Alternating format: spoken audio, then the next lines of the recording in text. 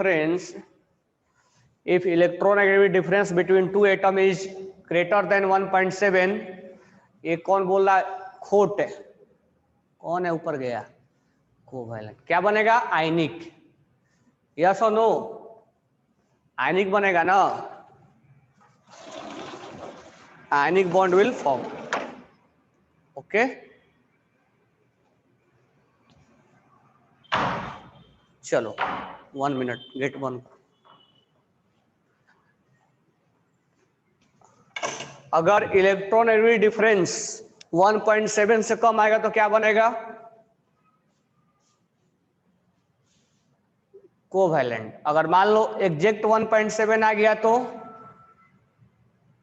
Exact 1.7 आ गया तो 50% covalent और 50% आयनिक, मतलब उसमें दोनों कैरेक्टर होगा। तो अभी फिलहाल याद करना, जब मैं केमिकल बॉन्डिंग टीच करूंगा ना, तब थोड़ा फील आएगा कि कोवैलेंट कैरेक्टर, आयनिक कैरेक्टर क्या होता है क्या नहीं होता है। तो अभी फील नहीं आएगा तुम्हें, बस अभी तुम रटे हो। 1.7 एक मेजरमेंट मान लिया गया। कौन है? नाम अपना चेंज करो। ये वाई सर 1.7 ओनली, नाम चेंज करो। तो यहां पर 1.7 एक मेजरमेंट माना गया है। अब मेरे को ये बताओ, चलो आगे देखो। नेक्स्ट हम अगर बोलते हैं कि प्योर, नेक्स्ट पॉइंट लिखना, pure covalent, pure covalent compound. अब ये सब चीजें ना फील मैं तब कराऊंगा जब केमिकल बॉन्डिंग पढ़ाऊंगा, तो वही फील नहीं हो पाएगा। बस तुम ये रट लिए कि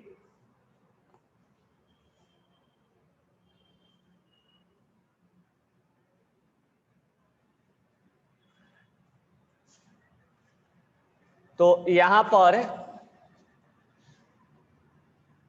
अब मान लो प्योर कोवैलेंट, जैसे मान लो हमने लिया Cl2, Br2, F2, I2, H2, N2, O2, ये है। तो अभी तो बॉन्ड नहीं हमने बनाया है। अब मान लो क्लोरीन है, क्लोरीन है, क्लोरीन है, क्लोरीन है। तो मुझे बताओ कि क्लोरीन है और क्लोरीन है, क्या इस इलेक्ट्रॉन्स को क्या ये क्लोरीन अपने तरफ अट्रैक्ट करेगा? यस और नो? करेगा? नहीं करेगा। क्यों नहीं करेगा? क्यों नहीं अट्रैक्ट करेगा? क्यों नहीं अट्रैक्ट करेगा? क्योंकि बोथ का एनर्जी सेम है, बोथ का इलेक्ट्रोनेगेटिविटी सेम है। तो ये इलेक्ट्रॉन्स ना तो इधर जाएगा ना तो इधर आएगा, यानी इलेक्ट्रॉन्स का शिफ्टिंग नहीं होगा। तो both atom have same electronegativity, that's why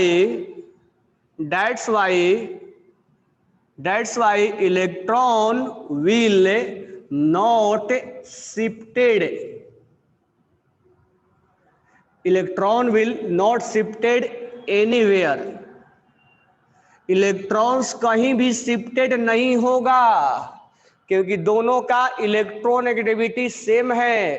तो ये बोलेगा कि हम, अब मान लो कि एक ऑब्जेक्ट रखा हुआ है, ठीक है, और एक इधर खींच रहा है और एक इधर खींच रहा है, लेकिन ये भी 5 न्यूटन से खींच रहा है और ये भी 5 न्यूटन से खींच रहा है।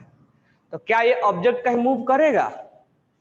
कहीं ऑब्जेक्ट मूव कर पाएगा? नहीं। मूव करना होता तो एक को ज्यादा होना चाहिए, एक 15 होता, एक 5 होता तो इधर मूव कर जाता। लेकिन अगर इक्वल फोर्स है तो मूव नहीं करेगा। करेगा क्या ये ऑब्जेक्ट मूव करेगा कहीं पर? नहीं। तो यहां पर ऐसा ही हो रहा है, ये क्लोरीन जो है इसको खींच रहा है और ये क्लोरीन इधर खींच रहा है। तो इसको समझने के लिए तुम ऐसा समझ लो कि एक बीच में इलेक्ट्रॉन रख दो, ठीक है, समझने के लिए। अब ये इधर खींच रहा है और ये इधर खींच रहा है। वेक्टर अभी भी पढ़े होगे तुम लोग फिजिक्स में, वेक्टर पढ़े ना? तो इस दोनों इलेक्ट्रॉन्स को समझने के लिए यहां रख दो। और ये इधर खींच रहा है, इधर खींच रहा है, दो इक्वल फोर्स खींचे जा रहे हैं, एक दूसरे को कैंसिल आउट कर देंगे, कहीं नहीं जाएगा, नेट फोर्स क्या हो जाएगा, 0। इसलिए इलेक्ट्रॉन्स का शिफ्टिंग कहीं नहीं होगा, electron will not shifted in anywhere, electrons का शिफ्टिंग कहीं नहीं होगा। और जब शिफ्टिंग नहीं होगा तो क्या इस पे चार्ज क्रिएट होगा, electron will be in equilibrium. क्या इस पे चार्ज क्रिएट होगा, कोई चार्ज क्रिएट नहीं होगा, यानी no charge will create, no charge will create, कोई चार्ज क्रिएट नहीं होगा, ठीक है, नो चार्ज विल क्रिएट, कोई चार्ज क्रिएट नहीं होगा, नो शिफ्टिंग नो चार्ज, बरोबर। अब देखो, जब चार्ज क्रिएट नहीं हो रहा है तो हम उसको बोलेंगे कि वो 100% कोवैलेंट कंपाउंड है। पहले समझना, कोई चार्ज नहीं क्रिएट हो रहा तो 100% वो क्या है, कोवैलेंट है, कोवैलेंट कंपाउंड है। यानी 100% कहने का मतलब है ये प्योर कोवैलेंट है। अब तुम सर बोलोगे कि हमें तो ये प्योर का मतलब हमें समझ में नहीं आया और कोवैलेंट का मतलब समझ में नहीं आया, तो मैं तुम्हें समझा रहा हूं मोटा मोटी, क्योंकि हम इसको नेक्स्ट क्लास में अभी मतलब केमिकल बॉन्डिंग में अच्छे से टीच करेंगे। तो देखो, जहां पर थोड़ा सा चार्ज अगर आता है, पार्शियल नेगेटिव पार्शियल पॉजिटिव, यानी थोड़ा सा पोलराइज हो रहा है वो, तो उसपे सोच लेना थोड़ा सा आयनिक कैरेक्टर होता है उसपे, यानी जहां चार्ज है वहां थोड़ा आयनिक कैरेक्टर है, थोड़ा चार्ज थोड़ा आयनिक कैरेक्टर, ये दिमाग में भी रखना। एक तो आयनिक कंपाउंड होता है, जैसे आयनिक बॉन्ड बना NaCl, तो उसमें तो आयनिक है, आयनिक है। अब दिमाग में भी आएगा सर कोई ऐसा आयनिक कंपाउंड बताओ, जैसे आपने बताया यहाँ पे कि 100% कोवैलेंट होता है, तो ऐसा भी कंपाउंड बताओ जिसमें 100% आयनिक होता है। तो मेरा आंसर ये है कि कोई भी ऐसा कंपाउंड नहीं होता जिसके पास 100% आयनिक होता है। अब ये सब चीजें हम केमिकल बॉन्डिंग में अच्छे से डिस्कस करेंगे, आयनिक कैरेक्टर कोवैलेंट कैरेक्टर के बारे में। अभी ये समझना कि no charge no ionic character, यहां आयनिक कैरेक्टर जो होगा नो चार्ज 0% आयनिक कैरेक्टर, जब 0% आयनिक कैरेक्टर होगा तो 100% कोवैलेंट होगा, क्योंकि दो ही होता है, एक तो आयनिक या तो कोवैलेंट।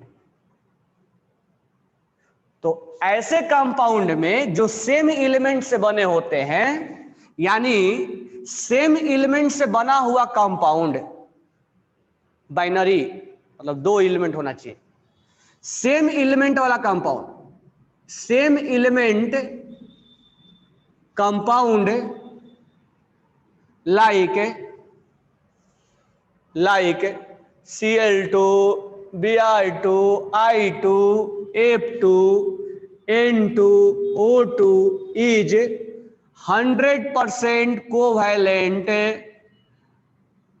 कैरेक्टर, यानी 0% आयनिक कैरेक्टर, मैं शॉर्ट में लिख दिया IC, ionic character. That means ये प्योर क्या है, कोवैलेंट है।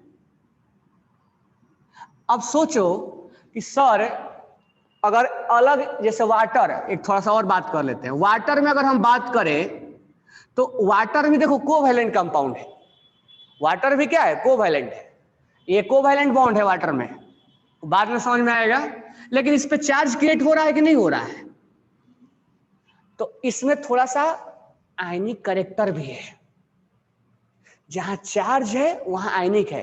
तो इसका मतलब ये मत समझ लेना कि कोवैलेंट है तो वो प्योर है, नहीं, कोवैलेंट कैरेक्टर 100% नहीं है, हो सकता है कि 95% कोवैलेंट कैरेक्टर हो और 5% आयनिक कैरेक्टर हो। 5% ये चार्ज की वजह से हो गया है, 5% आयनिक कैरेक्टर चार्ज की वजह से हो गया है। तो याद रखना कि पहला पॉइंट मैं बोल रहा हूं, ध्यान से समझना, मैं कंक्लूजन समरी बता रहा हूं। कोई भी कंपाउंड, पहला पॉइंट, कोई भी कंपाउंड 100% आयनिक नहीं होता है। अब क्यों नहीं होता वो बाद में डिस्कस करेंगे। कोई भी कंपाउंड 100% आयनिक नहीं होता है, दिमाग में बैठा लिए। सेकंड पॉइंट, अगर सेम एलिमेंट से बना हुआ कंपाउंड है तो केवल उन्हीं कंपाउंड में 100% कोवैलेंट होता है, यानी वो प्योर कोवैलेंट कंपाउंड है, यानी 0% आयनिक होता है। तीसरा बात है, अगर मान लो कोई कंपाउंड कोवैलेंट है, दूसरा कोई कंपाउंड जैसे वाटर, तो क्या वाटर में 100% कोवैलेंट नहीं है? नहीं, उसमें चार्ज क्रिएट होता है, उसकी वजह से थोड़ा बहुत कैरेक्टर आ जाता है। अच्छा तुम हो तो अब ऐसा भी होता है कि हम अगर बॉयज हैं तो हमारे अंदर बॉयज का भी कैरेक्टर होगा थोड़ा बहुत, आगे नहीं बोलेंगे, मतलब दोनों कैरेक्टर थोड़ा बहुत होगा, लेकिन ज्यादा डोमिनेटिंग कौन होगा? बॉयज का कैरेक्टर होगा, बरोबर है क्या? तो बॉयज का कैरेक्टर ज्यादा होगा, तो ये कहने का मतलब इन्हीं कंपाउंड में 100% कोवैलेंट है, बाकी कंपाउंड में 100% कोवैलेंट नहीं होता। चार्ज के वजह से थोड़ा बहुत उसमें आयनिक कैरेक्टर आ जाता है, थोड़ा बहुत 1-2%, वो हम कितना आ जाता है वो अब आगे बात करेंगे केमिकल बॉन्डिंग में। क्या ये बातें समझ में आई? तो अगर चार्ज क्रिएट हो रहा है तो थोड़ा बहुत आयनिक कैरेक्टर आ जाता है। तो तुमसे पूछा जाएगा बताओ इनमें से किसका, ये सब के सब क्या है, पोलर है कि नॉन पोलर है? बताओ जल्दी से, दिस कंपाउंड इज पोलर और नॉन पोलर? फटाफट आंसर बताओ, दिस कंपाउंड इज पोलर और नॉन पोलर? लो अब आंसर कम कमाने लग गया। तो एक ने बोला है पोलर, गधे, ये पोलर है, इसमें पोल क्रिएट होता तो 100% आयनिक होता, यानी ये नॉन पोलर है।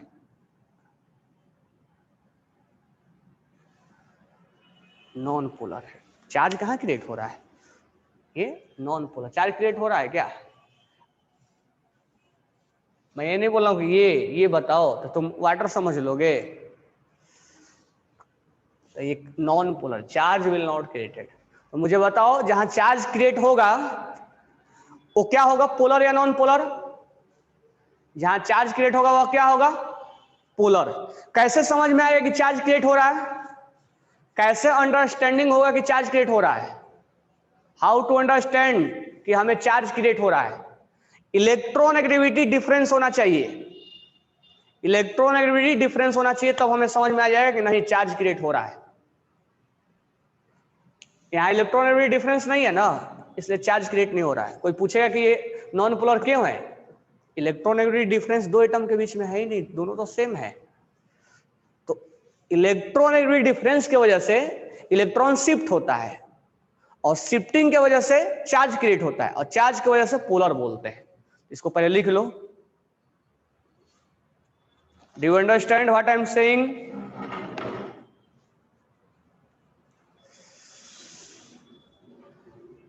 पहले लिखिए, लिखून झालेला कि नहीं झालेला?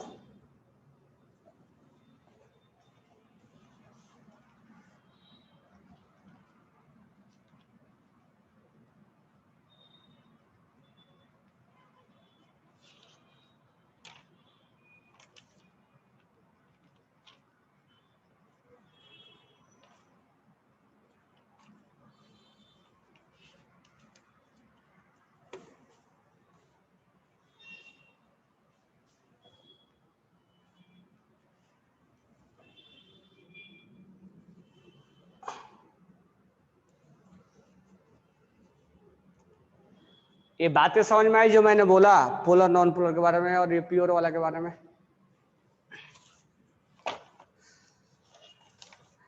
मोलिकन्स और ये समझ में आ गया होगा, पॉली, कोई डाउट नहीं होना चाहिए।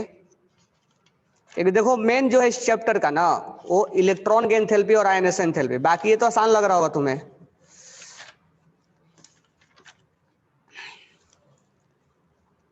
उसके बाद वैलेंसी और पढ़ना है, ऑक्सीडेशन स्टेट, जो तुम अभी लेवल 8-9 में पढ़े थे।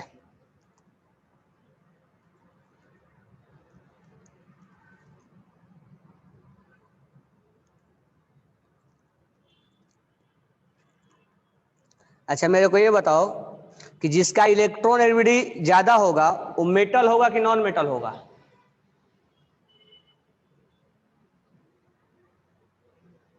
तो लिख लो इस बात को, जिसका इलेक्ट्रोनेगेटिव ज्यादा होगा, मोर इलेक्ट्रोनेगेटिव, तो उसमें नॉन मेटालिक के नॉन मेटल प्रॉपर्टी ज्यादा होगा, non metallic property will be more. लिख लो नोट डाल के, या ऐसे लिख लो, more electronegative, more electronegative, more non metallic properties, more non metallic properties, more non metallic properties. तो क्वेश्चंस तो बन जाना चाहिए इसका, अब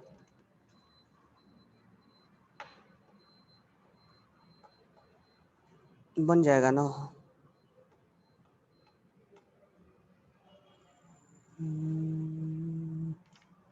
उसका वैलेंसी और अब पढ़ना है, तो आगे पढ़ाएंगे।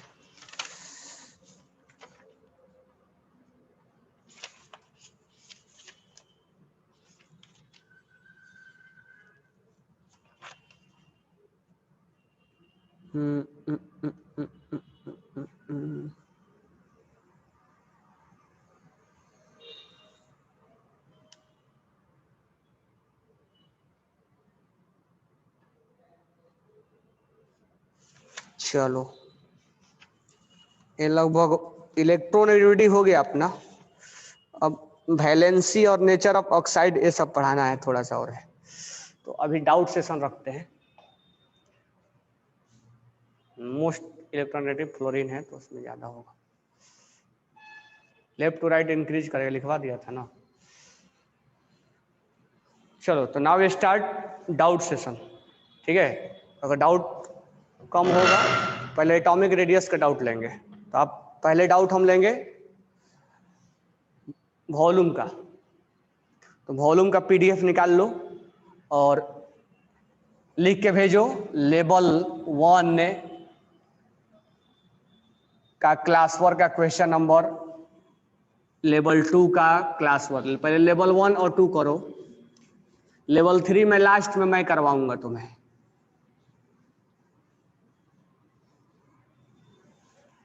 ठीक है, और क्वेश्चन जो है ना, वो जो बुक परचेज किए हो, VK जायसवाल जो पीडीएफ भेजा हूं मैं, और जो ये के कुमार, उसका भी रेडियस का क्वेश्चन बनाना है। ठीक है, क्योंकि आगे जैसे जैसे तुम एग्जाम देते जाओगे ना, तो क्वेश्चंस थोड़ा बहुत, जैसे मान लो नीट या जेई का क्वेश्चन अगर 30 और 45 क्वेश्चन आता है, तो तुम्हें 10 से 12 क्वेश्चन अलग से तुम्हें मिलेगा, जो पीडीएफ में नहीं होगा।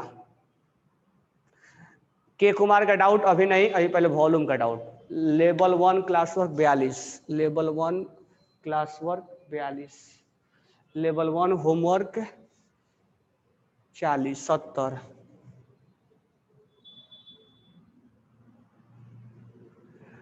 वॉल्यूम में अभी पहले वॉल्यूम का खत्म करना है, देन आफ्टर VK जायसवाल। मतलब पहले वॉल्यूम बना लेते हैं। ठीक है, अपना पढ़ने का एक सीक्वेंस होगा, या तुम्हें डाउट सेशन का एक सीक्वेंस होगा। फर्स्ट वॉल्यूम अच्छे से, आफ्टर दैट VK जायसवाल या के कुमार। Level 1 class work 42। कौन दो बार डाउट बोला, लिख तो दिए लेवल 1 क्लास वर्क 42। तो 42 है, 92 नहीं है।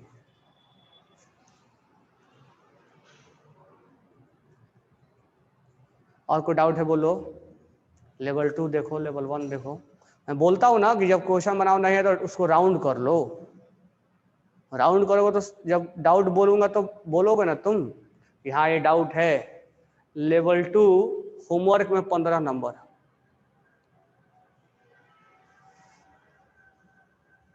और ये सब जो तुम्हारा रिजल्ट आएगा ना, इसके बेसिस पे तुम्हारा बैच डिसाइड होगा। ध्यान रखना, एवरेज निकाला जाता है 5 टेस्ट, जब तक टेस्ट हो जाएगा। Level 1 class work, level 1 class work का 62, 64, 66, 74। लेवल 1 होमवर्क का रिया राठी 82, सोहम आराम आराम से भेजो। Level 2 homework 22, level 2 homework 22, level 1 class work 43, level 2 class work 16-17, 16-17, level 1 homework 68।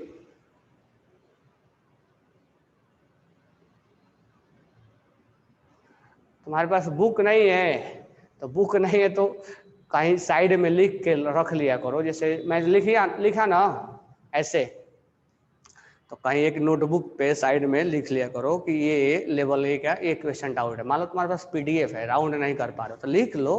ये तो तुम्हारा क्या हम बोले, तुम्हारे पास बुक नहीं है, सर्कल कैसे करो। एक गधेड़े जब नहीं कर पाए तो लिख दो ऐसे। कोई तो तरीका होगा जिससे हम डाउट पूछ सकते हैं सर से। 45, लेवल 1 होमवर्क 68 है। या जब क्वेश्चन पूछा जाए कि डाउट बोलो तो ढूंढने चलोगे कि ये कौन सा बना था कौन सा नहीं बना था, ऐसे करोगे क्या? लिख लो एक पेज पे कि ये डाउट था, ये पूछेंगे हम। चलो स्टार्ट करते हैं डाउट। पहला क्वेश्चन लेवल 1, जो मैं डाउट बताऊं, हाँ चीज और ध्यान रखना। अभी रुक जाओ लिखना, अब मैं आगे नहीं लिखूंगा, पहले इतना हो जाए दो तब डाउट भेजना। अब डाउट भेजना बंद करो और इधर ध्यान दो। अगर मैं जिस क्वेश्चंस को यहाँ पर डिस्कस करूं उसको तुम नोट डाउन करोगे और उसको समझोगे भी, ताकि अगर मान लो तुम नहीं बनाए हो तो एक क्वेश्चन दोबारा रिपीट ना होना चाहिए कि एक बार बता दिए तो एक बार फिर दोबारा आगे बताऊंगा मैं, ठीक है? और एक बार अगर बता दिए तो मुझे याद रहेगा एक क्वेश्चन मैंने बताया है। तो इसीलिए बेटर ये होगा कि अच्छे से समझना है, लिखना है। हो सकता है आज अभी ये तुम्हारा डाउट ना हो, आने वाले टाइम में तुम्हारा डाउट हो सकता है, इसीलिए अच्छे से समझ के लिखना भी है। तो लेवल 1 के क्लास वर्क का 42 मैं स्टार्टिंग से डिस्कस कर रहा हूँ। लेवल 1 का क्वेश्चन, लेवल 1 का होमवर्क का 42 निकाल लो। तो मैं लिखता भी जाऊंगा। लेवल 1 का क्लास वर्क का जैसे मैं लिखूंगा वैसे तुम अपना पीडीएफ ओपन कर लोगे, वहां क्वेश्चन चले जाओगे क्या डिस्कस हो रहा है। लेवल 1 क्लास वर्क का 42 क्वेश्चन बोला van der Waals radius is used for. Van der Waals radius किसके लिए यूज होता है? molecular substance in gaseous state only, molecular substance in liquid state only, molecular substance in solid state only। इसका option 3 होगा। तुम notebook में जाके देखोगे, ये दोबारा मैं डाउट बता रहा हूँ, ऑलरेडी एक बार डाउट बताया हूँ। तुम नोटबुक में जाके देखोगे तो जब वैन डर वाल मैं पढ़ा रहा था तो मैं बोला था कि पहले इनर्ट गैस के लिए निकाला जाता है, लेकिन उस गैस को पहले सॉलिडिफाइड किया जाता है, सॉलिड में बदला जाता है, उसको सॉलिड में कन्वर्ट करके तब रेडियस कैलकुलेट किया जाता है वैन डर वाल। यानी वैन डर वाल रेडियस जो है वो इनर्ट गैस के लिए होता है, लेकिन first inert gas is converted into solid, then after we apply the method of van der Waals. Question number level 1 के होमवर्क, लेवल 1 के होमवर्क का 70 नंबर, लेवल 1 के होमवर्क का क्वेश्चन नंबर 70 नंबर। क्या बोल रहा है 70 नंबर? एफ माइनस और ओ और ओ माइन ओ और एफ, ओ पहले लिखा है एफ माइनस ओ और ओ -2। अब देखो पहले ऐसे बना लेते हैं, कई भी तरीके हो सकते हैं बनाने का, जैसे मैं बताया हूं ऐसे ही बना सकता हूं। एक चीज तो ये है कि ये इनर्ट गैस कॉन्फ़िगरेशन है, ये इनर्ट गैस कॉन्फ़िगरेशन है, इसके पास 10 इलेक्ट्रॉन है, इसके पास 10 इलेक्ट्रॉन है। तो इनर्ट गैस कॉन्फ़िगरेशन होने की वजह से अब यहाँ पर थोड़ा सा ये जानना है कि यहाँ पर इनर्ट गैस जो कॉन्फ़िगरेशन होता है ये फ्लोरीन पे अगर लगा रहेगा, जैसे हमने क्या बोला है कि इनर्ट गैस जो होता है वो हैलोजन से बड़ा होता है, लेकिन अगर F- जाके बना है ना इनर्ट है, तो वो ऑक्सीजन से भी बड़ा हो जाता है। हमने क्या बोला है कि इनर्ट गैस जो है नियॉन वो फ्लोरीन से बड़ा होता है, आर्गन क्लोरीन से बड़ा होता है, लेकिन अगर F पे माइनस लगा है, O पे माइनस लगा है, तो ये ऑक्सीजन से ही बड़ा होता है, बाकी से नहीं। ऐसा क्यों बोल रहे हो सर?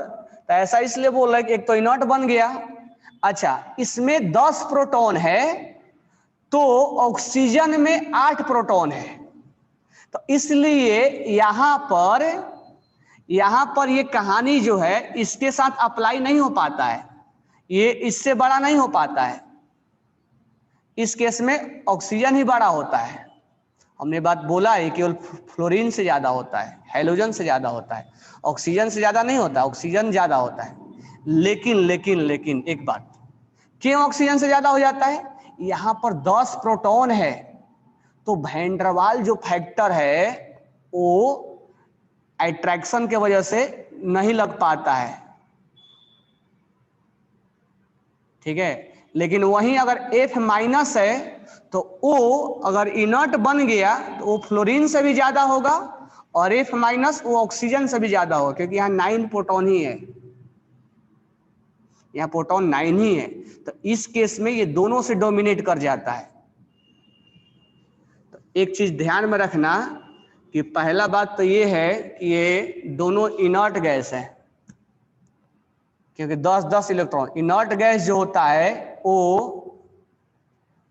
इनसे बड़ा होगा। सर हैलोजन से आपने बोला था बड़ा होगा, यहाँ ऑक्सीजन से भी कर दिया। हाँ, जब F- बनेगा, इनर्ट बनेगा, F- जब रूप लेगा नियॉन का, तो देखो इसमें 10 प्रोटॉन, इसमें 9 प्रोटॉन है।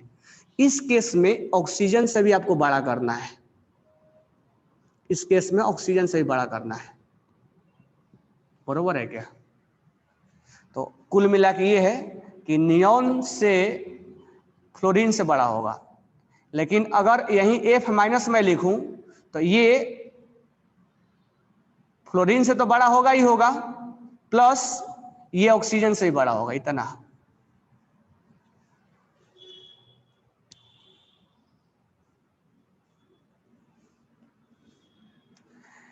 एक गधेड़े मोर प्रोटॉन लेस रेडियस वाला यहां पर नहीं देखेंगे, यहां पर इनर्ट गैस बोला गया है, और वो इनर्ट गैस की वजह से ये इससे तो ज्यादा होगा ही होगा, ये ऑक्सीजन से भी ज्यादा होगा, क्योंकि यहां पर प्रोटॉन 9 है। अब ये मत बोलना कि सर प्रोटॉन 9 है इसमें 8 है तो इसमें अट्रैक्शन ज्यादा है, ये खुद इनर्ट बन चुका है। यहां एक्सेप्शन है, एक्सेप्शन। कौन सा एक्सेप्शन? इनर्ट गैस वाला।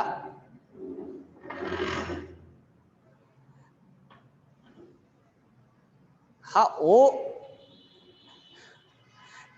ये भी सोच सकते हो कि O-2 is greater than O और F- is greater than F, तो ये तो अलग बात है। O- is greater than O, ये तो होना ही होना है। अपने 9 अपने पेरेंट एलिमेंट से तो बड़ा होता ही होता है। यहां पर हम अट्रैक्शन नहीं देखेंगे,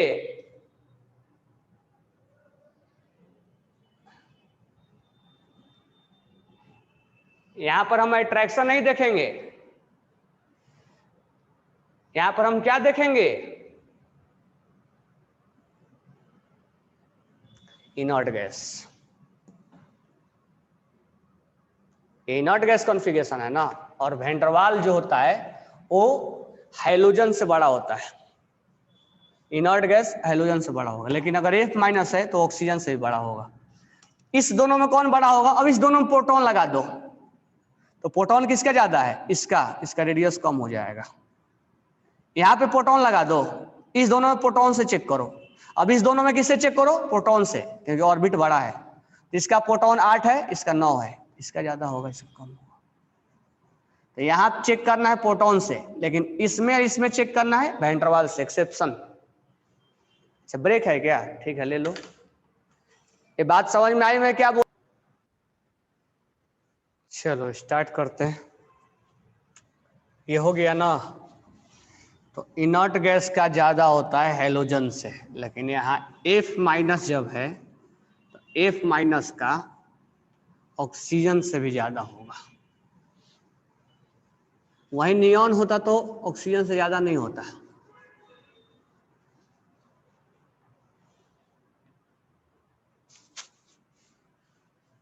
नेक्स्ट देखते हैं लेवल 2 होमवर्क का 15 नंबर। लेवल 2 का होमवर्क का 15 number. Second ionization enthalpy is very low. देखो लेवल 2 का होमवर्क का क्वेश्चन नंबर 15 कह रहा है सेकेंड आयोनाइजेशन इंथैल्पी सोडियम का, मैग्नीशियम का, फ्लोरीन का और ऑक्सीजन का लो किसका है? सेकेंड आयोनाइजेशन इंथैल्पी तो सोडियम से बना सोडियम प्लस, आयोनाइजेशन इंथैल्पी बोल रहा है ना, सोडियम से बन गया sodium plus ionization potential, Mg से बन गया Mg प्लस, F से बना F प्लस और O से बना O plus. This one will be IE1, IE1, this one will be IE1, IE1। अब यहां से हमें Na से निकालना होगा Na+2, this one will be IE2, Mg+2, this one will be IE2, F से F+2, this one will be IE2, यहां हो जाएगा O+2, this one will be IE2। ठीक है, अब देखो इसमें हम यहाँ ये कंपेयर करना है तो इसमें हम कंपेयर करेंगे Na plus, Mg plus, F plus और O प्लस। F प्लस का मतलब क्या हुआ? इसका कॉन्फ़िगरेशन ऑक्सीजन के जैसा है और O प्लस का मतलब नाइट्रोजन के जैसा है। ऐसा हम बोल सकते हैं ना कि F प्लस का कॉन्फ़िगरेशन किसके जैसा है? अगर F पे प्लस लगेगा तो इसका कॉन्फ़िगरेशन किसके जैसा हो जाएगा? ऑक्सीजन के जैसा। तो इसका कॉन्फ़िगरेशन ऑक्सीजन के जैसा हो जाएगा। और O पे प्लस लगेगा तो इसका कॉन्फ़िगरेशन किसके जैसा हो जाएगा? नाइट्रोजन के जैसा। Mg पे प्लस लगेगा तो किसके जैसा हो जाएगा? सोडियम के जैसा। और Na पे लगेगा तो किसके जैसा हो जाएगा? नियॉन के जैसा। अब इसमें किंग कौन है? किंग जो है वो ये है, क्योंकि इसका कॉन्फ़िगरेशन सोडियम Na+ नियॉन के जैसा है। तो सबसे ज्यादा किसका होगा? Na+ का। मैंने बोला है ना कि 4 ऑप्शन में से एक भी अगर इनर्ट गैस का रहा तो बिना सोचे समझे हमें नंबर ऑफ ऑर्बिट वगैरह कुछ भी चेक नहीं करना है, डायरेक्ट इनर्ट गैस किंग है। This one will be king. इसके बारे में कुछ सोचना ही नहीं कि ऑर्बिट कितना है कितना नहीं है, डायरेक्ट ये किंग है। अब इस 3 के बारे में सोचे तो इसका कॉन्फ़िगरेशन देखो, अगर इसका निकालोगे तो 281 होगा और इसका हो जाएगा 2 और 6 और इसका हो जाएगा 2 और 7 नहीं 5। तो इसका ऑर्बिट 3 है और इसका ऑर्बिट 2-2 है, तो इसमें से इलेक्ट्रॉन्स निकालना डिफिकल्ट होगा। यानी इसके बाद आएगा F+ का और O+ का और सबसे कम लगेगा Mg+ का, क्योंकि इसमें 3 ऑर्बिट है और इसमें 2-2 है। तो 2 का अट्रैक्शन ज्यादा होगा और इसका कम होगा। अब इस दोनों में किसका ज्यादा होगा? तो ये देखो हाफ फील्ड है, नाइट्रोजन है, O+ का ज्यादा होगा। यानी Na+ का ज्यादा होने के बाद O+ का, क्योंकि ये नाइट्रोजन का कॉन्फ़िगरेशन हाफ फील्ड है और यहाँ पर F+ होगा और यहाँ Mg+ होगा। तो अब Na+ का सबसे ज्यादा होगा, ठीक है, तो पहला नंबर पे आएगा। उसके बाद O+ का, ये होगा, फिर इसका सबसे कम इसका होगा। तो हमसे क्वेश्चंस में पूछा है कि सबसे कम किसका होगा, तो सबसे कम किसका होगा, मैग्नीशियम का। सबसे कम किसका होगा, Mg का। क्या ये बातें समझ में आई, कैसे कैसे हमने बनाया। सेकेंड आयोनेशन पोटेंशियल इसका सबसे कम होगा, तो इसका सेकेंड आयोनेशन पोटेंशियल क्या बोलेंगे, Mg का, यानी Mg का सेकेंड आयोनेशन पोटेंशियल ये वाला। तो सेकेंड आयोनेशन पोटेंशियल मतलब हमें कंपेयर इसमें कराना है। जब पढ़ाते समय मैं बोला था ना कि कहाँ से इलेक्ट्रॉन्स निकालोगे, ये इंपॉर्टेंट है। हम इलेक्ट्रॉन्स यहाँ से निकाल रहे हैं, तो हमें कंपेयर ये करना पड़ेगा। तो कंपेयर के लिए हमने ये लिखा, कंपेयर के लिए हमने ये लिखा। लिखने के बाद मैं एक बार थोड़ा सा एक्सेप्शन पे नजर घुमाया कि एक्सेप्शन के बारे में क्या सोचेंगे। तो एक बार मैं देखा कि इसका कॉन्फ़िगरेशन नियॉन के जैसा है, इसका कॉन्फ़िगरेशन सोडियम के जैसा है, इसका ऑक्सीजन के जैसा है। एक लूज करने के बाद कॉन्फ़िगरेशन ऑक्सीजन के जैसा हो जाएगा, एक एक कम करते जाना।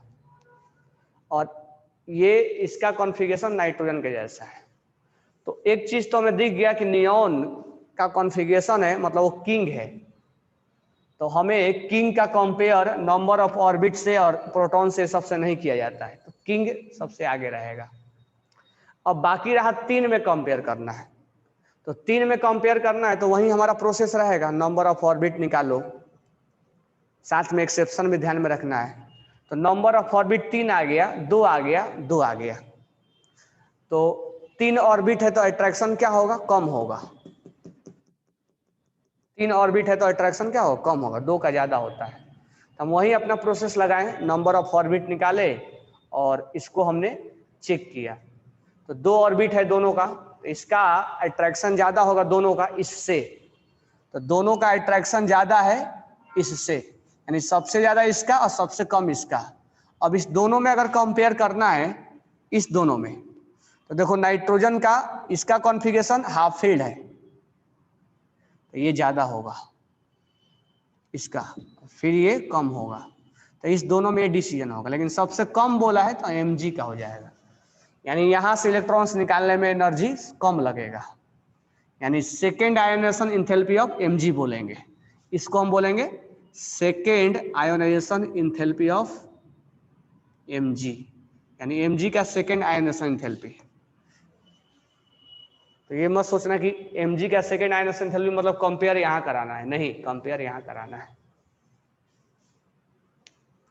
समझ में आया ये?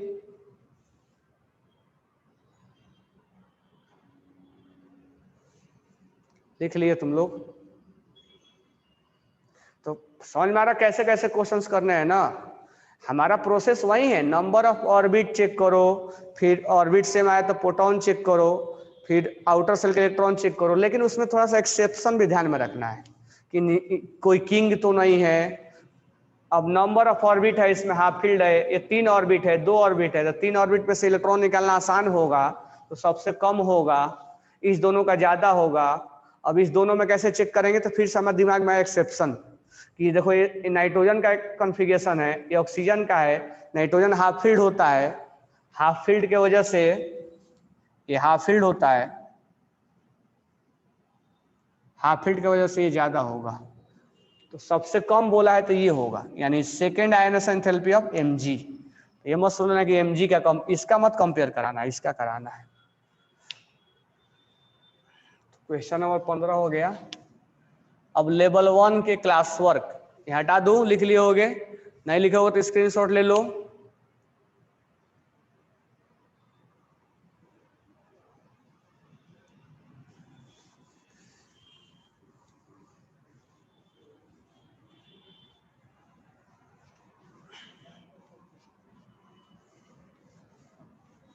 Next question,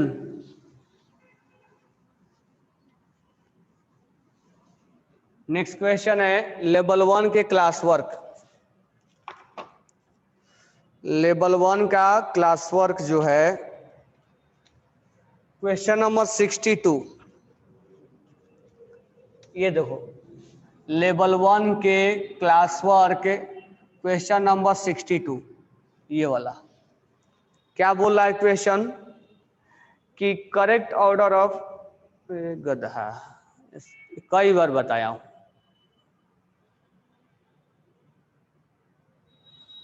correct order of second ionisation enthalpy of carbon, nitrogen, oxygen, fluorine.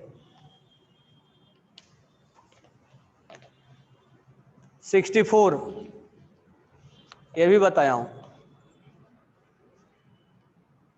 66 first ionisation इतना है, आयनेशन पोटेंशियल ऑफ नाइट्रोजन क्या होगा, यही बताया हूं। 74 लगभग लेवल 1 का तो सब खत्म हो गया था। Energy is absorb when second electron is added to oxygen, ये भी बताया हूं क्योंकि उसमें रिपल्सन होता है। लेवल 1 होमवर्क जिसका डाउट है वो लास्ट में बता देंगे, ठीक है, क्योंकि ये ऑलरेडी बताया हुआ है और जब बताता हूं मैं तो तुम ध्यान देते नहीं हो, तो इसको लास्ट में बताएंगे जब टाइम बचेगा तब। पहले न्यू डाउट क्योंकि ये ऑलरेडी डिस्कस हो चुका है, तो लेवल 1 के अब होमवर्क में आते हैं, लास्ट में टाइम बचेगा तो इसको डिस्कस करेंगे क्योंकि ऑलरेडी एक बार डिस्कस किया था मैं, नहीं तो जाके यूट्यूब पे भी चेक कर सकते हो। लेवल 1 के होमवर्क में 82, लेवल 1 के होमवर्क में 82 क्या बोला है question, ionisation potential of element in any group decrease from top to bottom. इस क्वेश्चन में क्या है, top to bottom ionisation enthalpy क्या होता है, डिक्रीज होता है। क्यों डिक्रीज होता है, तो नंबर ऑफ ऑर्बिट इंक्रीज होता है और इंक्रीज होने से साइज बढ़ता है, तो हम बोल सकते हैं कि top to bottom number of orbit increase होता है, इंक्रीज होने से साइज बढ़ता है और साइज बढ़ने से हम इलेक्ट्रॉन्स आसानी से निकाल लेते हैं, तो हम इजिली रिमूव करते हैं, इजिली इलेक्ट्रॉन्स को हम रिमूव कर लेते हैं, यानी साइज बढ़ने से अट्रैक्शन क्या हो जाता है, घट जाता है, इसलिए हम आसानी से निकाल पाते हैं। हम इस ऑप्शन को पढ़ते हैं तो देखते हैं क्या लिखा हुआ है, increase in size of atom, increase in atomic number, increase in screening effect, both increase in size of atom screen and screening effect. अब देखो, अब यहाँ पर 82 का जो आंसर हो जाएगा वो 4 होगा, तो साइज तो तुम्हें समझ में आ रहा है लेकिन स्क्रीनिंग इफेक्ट तुम्हें नहीं मालूम है, तो कोई नहीं, अभी मैं इलेक्ट्रोनेगेटिविटी पढ़ाने के बाद आपको मैं स्क्रीनिंग इफेक्ट के बारे में पढ़ाने वाला हूँ। तो इलेक्ट्रोनेगेटिविटी लगभग अपना समाप्त हो ही गया है, तो नेक्स्ट लेक्चर में यानी मंडे को मैं स्क्रीनिंग इफेक्ट अब टीच करने का टाइम आ गया हो, तो थोड़ा टाइम के लिए वेट करो। अच्छा क्वेश्चन है, स्क्रीनिंग इफेक्ट का क्वेश्चंस इसमें आया हुआ है, तो एक तो साइज तो है ही है, साथ में स्क्रीनिंग इफेक्ट है, तो स्क्रीनिंग इफेक्ट आप नहीं जानते हो, नाम सुने जरूर, मैं कई बार नाम लिया भी स्क्रीनिंग इफेक्ट का, तो समय आ गया मंडे को टीच करूंगा, तो वेट फॉर सम टाइम। इसका ऑप्शन हो जाएगा 4। लेवल 2 के होमवर्क में 22 नंबर, ये वाला लेवल 2 के होमवर्क में 22 नंबर, 22 नंबर क्लास में नोटबुक निकाल के देखो तो कराया हो क्वेश्चन है, नहीं ये नहीं कराया है। 22 नंबर बोला, atomic number of vanadium, chromium, manganese and iron are respectively with expected to jump in second ionization enthalpy। अच्छा हाँ, एक क्वेश्चन तो हमसे बोला है कि second ionization enthalpy which out of any may be expected to be second ionization enthalpy, किसका ज्यादा होगा,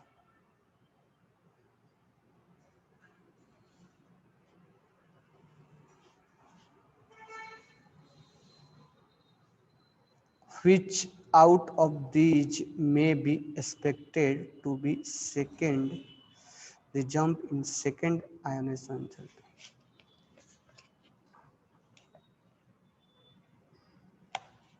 अब क्वेश्चन में पहले निकाल लेते हैं। तो 22 में दिया वैनेडियम, वैनेडियम का एटॉमिक नंबर होता है 23, 23 का कॉन्फ़िगरेशन हो जाएगा 4s2 और 3d3, लास्ट वाला मैं लिख रहा हूं। उसके बाद है क्रोमियम 24 का, तो 24 का जो हो जाएगा 4s1 और 3d5। उसके बाद 25 का, 25 Mn मैग्नीज का होता है, ये हो जाएगा 4s2 और 3d5। उसके बाद 26 का बोला है, 26 का हो जाएगा 4s2 और 3d6। Out of this may be expected to have jump in second ionisation enthalpy. अब इसमें इसको लिखना चाहिए था कि किसका ज्यादा होता है। अब देखो यहां पर सबसे पहले इलेक्ट्रॉन्स किससे लूज होगा, 4s से लूज होता है। जब इससे लूज हो जाता है तब इससे लूज होता है, तो फर्स्ट 4s से लूज होगा। तो देखो अगर वैनेडियम से एक इलेक्ट्रॉन लूज हो जाएगा तो नया कॉन्फ़िगरेशन क्या होगा इसका, 4s1 और 3d3 होगा ना, क्योंकि एक इलेक्ट्रॉन लूज हो गया है। अब एक इलेक्ट्रॉन से यहां से लूज करवा दो तो क्या हो जाएगा, 4s0 और 3d क्या होगा, 5 होगा। यहां से एक लूज करवा दो तो क्या होगा, 4s1 और 3d क्या होगा, 5 होगा। अब यहां से एक लूज करवा दो तो क्या हो जाएगा, 4s1 और 3d6 होगा। मतलब इसमें से एक कम हो गया, इसमें एक कम हो गया, इसमें एक कम हो गया, इसमें एक कम हो गया। यानी पहले हम 4s से एक एक इलेक्ट्रॉन्स को हमने लूज करवाया। अब कह रहा सेकेंड, ये तो हमने पहला लूज करवाया।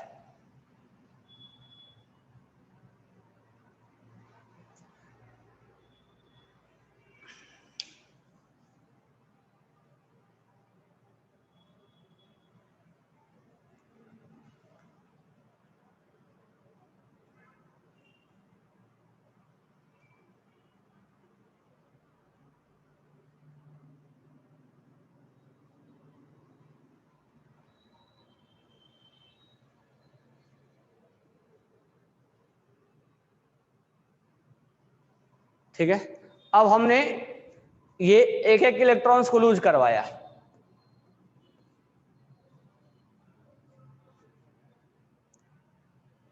अब हमें सेकेंड लूज करवाना है। तो पहले हमने 4s से लूज करवाया। अब जब ये सेकेंड लूज करेगा तो मुझे बताओ कहां से लूज करेगा। अगर ये सेकेंड लूज करेगा तो कहां से लूज करेगा, अगर ये दूसरा इलेक्ट्रॉन्स लूज करेगा तो कहां से करेगा,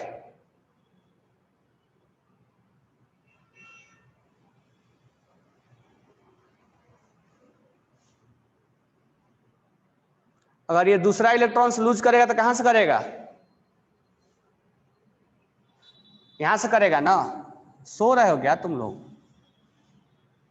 यहां से करेगा, यहां से करेगा, यहां से करेगा, यहां से नहीं कर सकता है, अब तो है ही नहीं। अब देखो ये अब यहां से करेगा, वो जब दूसरा लूज करना होगा तो इसमें यहां से होगा, इसमें यहां से होगा, इसमें यहां से होगा, इसमें नहीं होगा, यहां से लूज। और ये हाफ फील्ड बन गया है, डी में 10 होता है और यहां पर आधा है। तो एक लूज करने के बाद इसका कॉन्फ़िगरेशन 3d5 है और यहां से लूज करवाना है, और ये है हाफ फील्ड। तो यहां से हाफ फील्ड करने का मतलब समझ में आया ना, डी में 10 होना चाहिए और जस्ट उसके आधा है। तो हाफ फील्ड होने की वजह से ज्यादा स्टेबल होगा, मोर स्टेबल होगा, और मोर स्टेबल के वजह से इसमें से इलेक्ट्रॉन्स लूज जल्दी नहीं कराने देगा। तो इसका आंसर हो जाएगा क्रोमियम, इसका आंसर हो जाएगा क्रोमियम। यानी लेवल 2 के 22 नंबर का क्वेश्चन आंसर हो जाएगा क्रोमियम। मतलब सेकेंड जो होगा वो उसका ज्यादा होगा, मतलब आयोनाइजेशन इस इंथैल्पी ज्यादा होगा, क्योंकि हाफ फील्ड बना रहा है, because it form half field.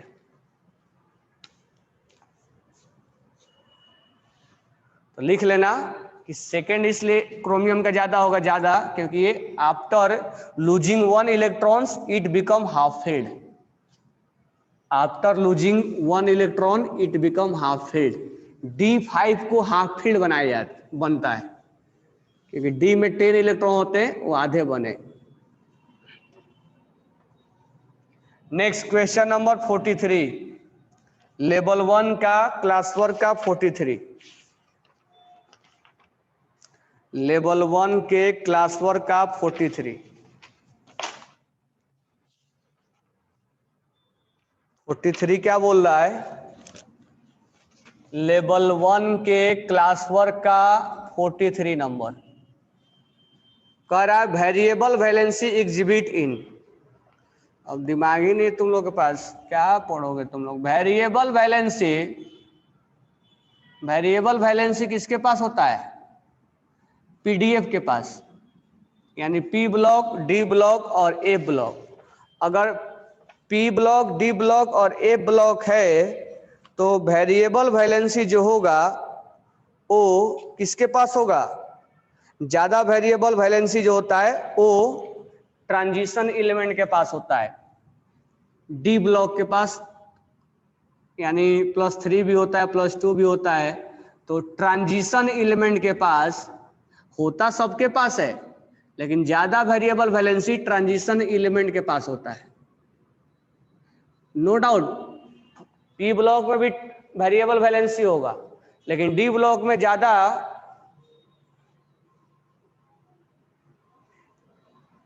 MN में एक लूज करोगे ना, यहाँ D5 है, अगला लूज करोगे तो यहां से करोगे ना, यहां से नहीं करोगे ना। एमएन में D5 जरूर है, ये भी हाफ फील्ड है, लेकिन अभी इसके पास एक इलेक्ट्रॉन्स बचा हुआ है, एक इलेक्ट्रॉन्स बचा हुआ है।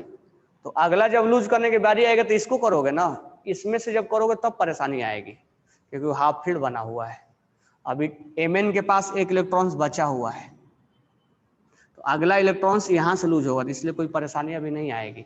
उसके बाद जब एक लूज करोगे ना तब यहां से करना पड़ेगा, तब परेशानी आएगी, क्योंकि वो हाफ फील्ड है। लेवल 2 क्लास वर्क 16 और 17, लेवल 2 के क्लास वर्क 16 और 17। 16 नंबर क्या है?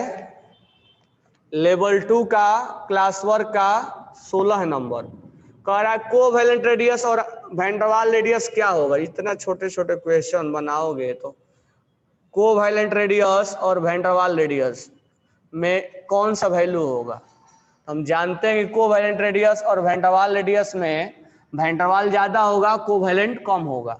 तो हम डेटा चुनेंगे, इसमें कोई फॉर्मूला नहीं लगाना है, हमें ऐसा डेटा चुनना है कि पहला वाला डेटा कम हो और दूसरा वाला डेटा ज्यादा हो। तो ऑप्शन नंबर 1 में पहला वाला ज्यादा है, दूसरा वाला कम है, ये गलत हो गया। दूसरा ऑप्शन में पहला वाला कम है और दूसरा वाला ज्यादा है, यही सही होगा। तीसरा ऑप्शन में दोनों बराबर है, वो भी गलत हो गया। चौथा ऑप्शन में दोनों बराबर है, यानी ऑप्शन नंबर 2 इज करेक्ट, क्योंकि कोवैलेंट रेडियस छोटा होता है और वैन डर वाल्स रेडियस बड़ा होता है। 16 के बाद है 17, लेवल 2 के क्लास वर्क का 17 नंबर। लेवल 2 के क्लास वर्क का 17 नंबर क्या बोला है question? Atomic radius of 2 element x और वाई इतना और इतना, देन एलिमेंट एक्स और वाई क्या है? वाओ, तो एक्स का और वाई का 0.72 एंगस्ट्रॉम है और 1.6 है, यानी वाई ज्यादा है एक्स से। तो हमें ऑप्शन में ढूंढना है कि एक फ्लोरीन है और एक नियॉन है, यानी पहला वाला कम और दूसरा वाला ज्यादा किसमें है। ये हम जानते हैं एक्सेप्शन होता है, तो पहला वाला कम है, दूसरा वाला ज्यादा है, मतलब ये ऑप्शन में फिट बैठ रहा है। दूसरा ऑप्शन क्या है? नियॉन है और फ्लोरीन है, तो पहला वाला ज्यादा है, दूसरा वाला कम है, लेकिन डेटा बोल रहा है कि दूसरा वाला ज्यादा होना चाहिए। ये ऐसे तो सही है, लेकिन अगर ऐसे सोचोगे तो ये सही है, लेकिन यहां से मैच करना है कि पहला, अब इसका मतलब ये लिख दिया कि ये इसको 1.6 बोल रहा है, इसको कहने का मतलब 0.72 बोल रहा है और इसको 1.6 बोल रहा है, ये गलत हुआ ना। पहला वाला डेटा कम और दूसरा वाला डेटा ज्यादा होना चाहिए, कुल मिला के दूसरा वाला वैल्यू बड़ा होना चाहिए, तो ऑप्शन नंबर 1 ही हो जाएगा।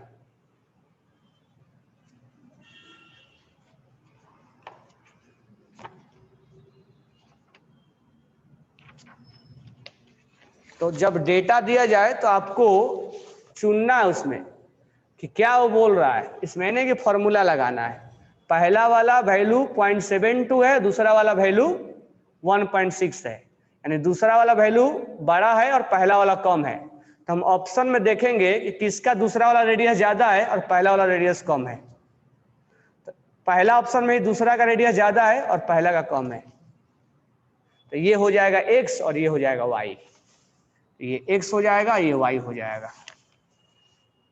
तो इस तरह से हम ऑप्शन को मैच करवाते हैं डेटा से। लेवल 1 ये कौन सा वर्क है, होमवर्क या क्लास वर्क है? चलो इसको लास्ट में बताएंगे। लेवल 1 होमवर्क 45 नंबर है, किसका डाउट था। लेवल 1 होमवर्क में 45, तो लेवल 1 होमवर्क में तो मोस्टली क्वेश्चन हो चुके हैं। 45 क्या बोल रहा है लेवल 1 के होमवर्क में, 45 क्या बोल रहा है? तो लेवल 1 के होमवर्क में क्वेश्चन नंबर 45 क्या बोल रहा है कि the element californium belongs to.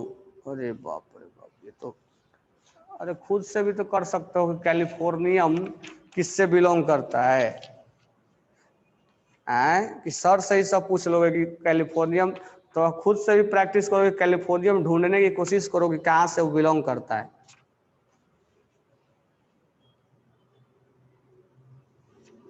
Lanthanide actinide में आएगा। एक थी पगली उम्र नापती, कैलिफोर्नियम, ये देश के नाम पे पड़ा हुआ है इसका नाम कैलिफोर्निया। इसको तुम ऑप्शन में भी ढूंढ सकते हो, पीरियोडिक टेबल में भी ढूंढ सकते हो, खुद से भी थोड़ा किया करो।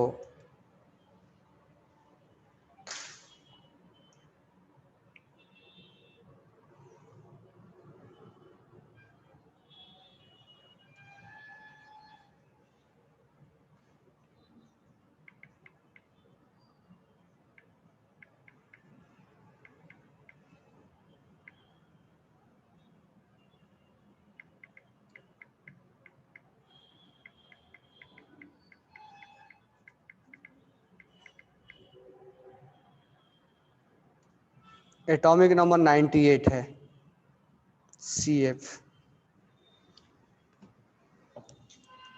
एटॉमिक नंबर 98 है, CF कैलिफोर्नियम, एक्टेनाइड सीरीज का होगा।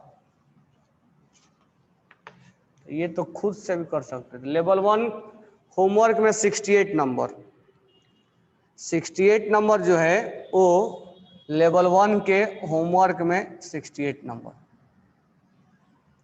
कह रहा है a reduction in the atomic size with increase the number of characteristics of the element. Reduction in size with increase atomic number, कह रहा है कि अगर एटॉमिक नंबर इंक्रीज होता है तो साइज में डिक्रीज होता है, मतलब लेफ्ट टू राइट जा रहा है। Lithium, beryllium, boron, carbon, nitrogen, oxygen, fluorine, जैसे जैसे इसका एटॉमिक नंबर बढ़ता है वैसे वैसे साइज डिक्रीज होता चला जाता है। यानी टॉप टू बॉटम बात नहीं कर रहा है, कैसे बात कर रहा है, लेफ्ट टू राइट। ठीक है, लेफ्ट टू राइट बात कर रहा है। तो हमसे क्वेश्चन में बोला है कि कैरेक्टरिस्टिक्स ऑफ एलिमेंट क्या होगा, तो ये लेफ्ट टू राइट भी हो सकता है, लेकिन इसमें the reduction in atomic size with increase in atomic number characteristics of F block, P block, D block, इसको क्लियर क्लियर लिखना चाहिए था। पी ब्लॉक में भी तो होता है, लेफ्ट टू राइट डिक्रीज करता है। 68 का first A block, A block left to right भी होता है।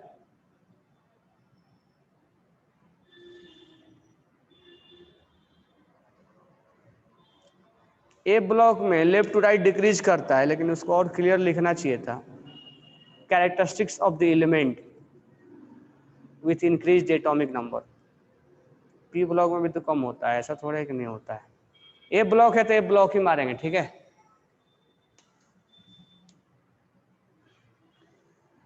अब ये किसका डाउट था? लेवल 164 फिर से भेजो, कौन सा है? आयनिक मोबिलिटी इन एक्वस सॉल्यूशन। वो आगे पढ़ाएंगे संजीवनी गुजर। आयनिक मोबिलिटी का मीनिंग केमिकल बॉन्डिंग में सिखाएंगे। आयनिक मोबिलिटी का थोड़ा सा बता दे रहा हूँ, पूछे हो तो। ऐसे पढ़ाएंगे हम बाद में, अभी नहीं पढ़ाएंगे। क्वेश्चंस केमिकल बॉन्डिंग में आएंगे। होता क्या है बता दे रहा हूँ।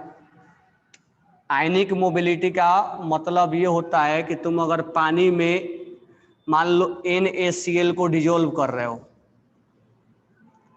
तो NaCl को अगर तुम डिजोल्व किए तो ये पानी में जाने के बाद केटायन में और एनायन में टूट जाएगा। केटायन में और एनायन में क्या हो जाएगा? टूट जाएगा। अब ये क्या होता है? केटायन और एनायन पानी के अंदर मूवमेंट करते हैं, घूमते हैं, इधर से उधर रैंडमली मोशन करते हैं। ये केटायन और एनायन पानी के अंदर रैंडमली इधर से उधर घूमता रहता है, ठीक है। घर पे देखना, पानी सॉल्ट को डिजोल्व करके उसमें छोटे छोटे पार्टिकल्स, उसमें टॉर्च जलाना, छोटे छोटे पार्टिकल्स इधर से उधर घूमता मिलेगा तुम्हें। तो उस मूवमेंट को बोलते हैं आयनिक मोबिलिटी। मोबाइल करना यानी इधर से उधर विचरण करना, घूमना, ठीक है। आगे क्वेश्चंस जब आएगा इसका हम केमिकल बॉन्डिंग में टीच करेंगे, इसके बारे में आगे का कंसेप्ट। लेवल 2 का होमवर्क का 20।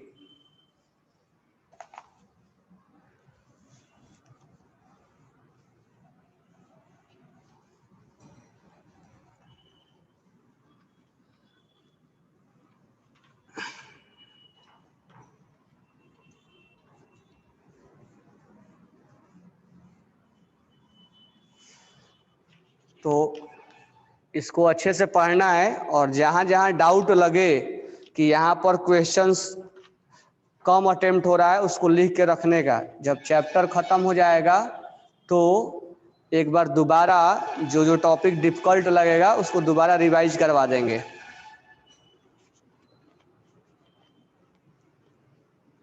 लेवल 2 का होमवर्क का 20। लेवल 2 का होमवर्क का 20। Electron which has highest penetrating power through lower orbitals. तो सबसे ज्यादा जो पेनिट्रेटिंग पावर होता है वो एस जो सबसेल होता है उसके इलेक्ट्रॉन का होता है। अब ये पेनिट्रेटिंग पावर जो है वो हम शील्डिंग इफेक्ट में पढ़ाएंगे, स्क्रीनिंग इफेक्ट में। तो इसको कुछ टाइम के लिए होल्ड करो मंडे तक। पेनिट्रेटिंग पावर और शील्डिंग इफेक्ट सब एक ही साथ आएगा। ये कंसेप्ट शील्डिंग इफेक्ट में ही पढ़ाएंगे। पेनिट्रेटिंग पावर एस का सबसे ज्यादा होता है। तो मंडे को जब पढ़ाएंगे तब बताएंगे। तो अभी तुम क्या करना फिलहाल, ठीक है, ज़्यादा परेशान नहीं होना है। अब पीरियोडिक टेबल लगभग तुम्हारा 90% खत्म हो चुका है, 95% बोल लो। 5% बस ऑक्सीडेशन स्टेट और वेरिएबल वैलेंसी बचा हुआ है।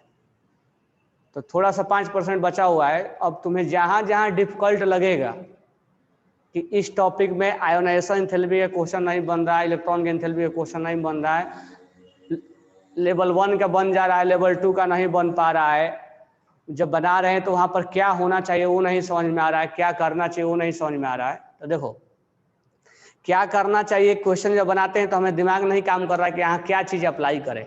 तो वो काम करने के लिए ना तुम्हें सर कितना बार भी थ्योरी पढ़ा दें तो वो नहीं आएगा। वो करने के लिए तुम्हें बार बार तुम्हें खुद प्रैक्टिस करना पड़ेगा कि यहाँ पर क्या, तुम्हें बार बार थ्योरी पे जाना पड़ेगा, दिमाग लगाना पड़ेगा। हाँ, सॉल्यूशन मैं तुम्हें बताऊंगा, और जहाँ पर डाउट वगैरह आएगा कि यहाँ पर सर थोड़ा डाउट आ रहा है, एक्सेप्शन नहीं पकड़ में आ रहा, वो क्वेश्चंस को हम बताएंगे। तो वहाँ राउंड करते चलना। और रिवीजन भी करवा देंगे थोड़ा बहुत, ठीक है, आयोनेशन एंथैल्पी का। लेकिन रिवीजन कराने से क्वेश्चंस पकड़ में नहीं आते हैं कि रिवीजन हो जाएगा तो हम उसी में बना लेंगे। यहाँ दिमाग लगाना पड़ता है, उसको अप्लाई करना पड़ता है।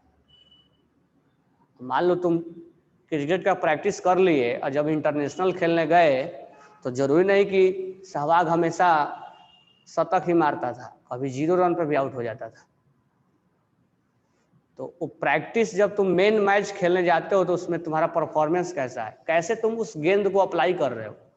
तो सोच लो क्वेश्चंस तुम्हारा गेंद की तरह, कभी बाउंसर आता है, कभी आसान आता है, तो उससे घबराना नहीं है, क्वेश्चन बनाना है, लिखते जाना है कि ये सब चीजें नहीं आ रहा है, फिर मेरे से बोलना, चैप्टर एंड होने के बाद दोबारा एक बार रिवाइज करवाएंगे। क्योंकि इसके बाद जो नेक्स्ट टॉपिक स्टार्ट होगा केमिकल बॉन्डिंग, वो बहुत इंटरेस्टिंग चैप्टर है। तो उसमें एक्सेप्शन वगैरह उसमें नहीं आता है, वो बहुत आसान भी है और अच्छे इंटरेस्ट भी है उसमें। Okay, thanks to all.